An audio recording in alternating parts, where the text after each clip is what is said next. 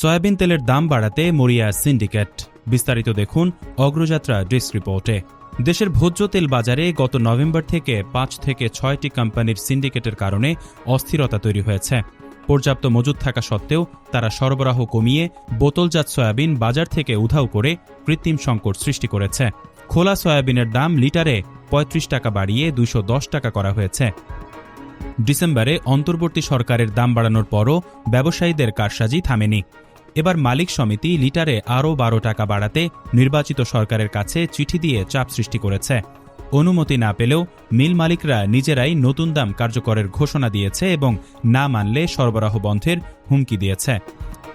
এই পরিস্থিতিতে ভোক্তারা চরম ভোগান্তিতে পড়েছেন। বাজারে 1 লিটারের বোতলজাত সয়াবিন প্রায় উধাও, কিছু জায়গায় শুধু 5 লিটারের বোতল পাওয়া যাচ্ছে।